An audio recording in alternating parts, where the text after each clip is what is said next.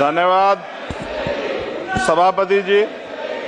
मणिपुर देश का अभिन्न अंग है, वहां महिलाओं एवं बच्चों की सुरक्षा सुनिश्चित की जाए।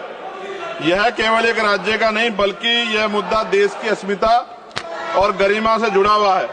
अतः वहां शांति व्यवस्था बहाल कर महिलाओं एवं बच्चों को सुरक्षित माहौल प्रदान किया जाए। मणिपुर की घटना की वजह से अंतर्राष्ट्रीय स्तर पर देश की छवि खराब हुई है। मुझे ऐसा लगता है ये तभी होता है जब सरकार को कुर्सी से ज्यादा प्यार होता है और जनता के हित से कम प्यार होता है। न्यूनतम समर्थन मूल्य किसानों को मिले, बिजली के बिल माफ हो, किसानों का कर्ज माफ हो। सरकार को समझना होगा कि किसान मजबूत होगा तभी देश की अर्थव्यवस्था मजबूत होगी। खाद पर सब्सिडी बढ़ाई जाए, यूरिया नहीं मिल रहा है, खाद का वितरण पारदर्शिता लाई जाए। यदि समय रहते सरकार ने संज्ञान नहीं लिया तो वो दिन दूर नहीं कि देश में खाद्य संकट हो जाएगा।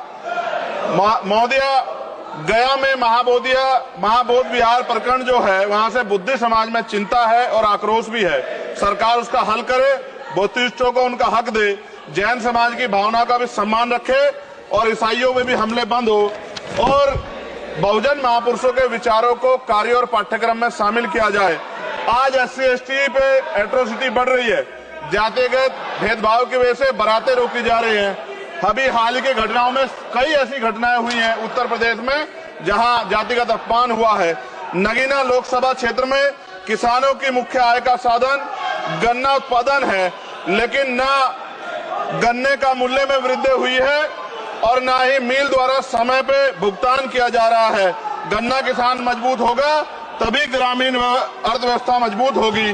साथ साथ SC/ST का प्रमोशन में रिजर्वेशन नहीं दिया जा रहा है, उल्टा निजीकरण करके नौकरी खत्म की जा रही है, बैकलॉग नहीं भरा जा रहा है, पुरानी पेंशन बहाल नहीं की जा रही है।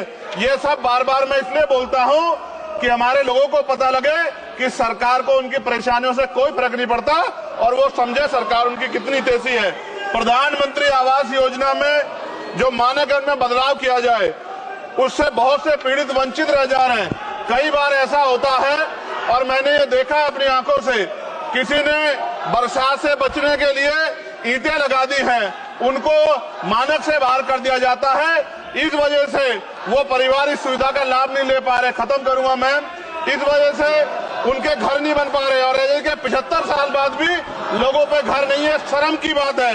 नगीना लोकसभा क्षेत्र में केंद्रीय विद्यालय खोले जाएं और जो पहले से संचालित केंद्रीय विद्यालय हैं उनमें किताबों से लेकर सभी आवश्यक एवं पर्याप्त सुविधाएं सुनिश्चित की जाएं ताकि क्षेत्र के बच्चों को गुणवत्तापूर्ण शिक्षा प्राप्त हो। और अंत में मैं खत्म करते हुए कहना चाहता हूं, अभी ईद का त्योहार आ रहा है, हम भी ये देखेंगे और देश भी ये देखेगा कि सरकार उनको कितनी मदद करा के उस आयोजन को, उस त्योहार को मनवाने में मदद करेगी, जैसे अन्य धर्मों को लगातार मदद कर रही है, क्योंकि भारत एक धर्मनिरपेक्ष राष्ट्र है। मोदी जी, खत्म कर रहा हूँ, खत्म करिए तो आवाज का हाल देख लो आप क्या करिए, कंप्लीट करिए प्लीज। भारत एक धर्मनिरपेक्ष राष्ट्र है, लेकिन मैं ऐसा समझता हूँ जिनकी सरकार है उन्हीं की बात होगी।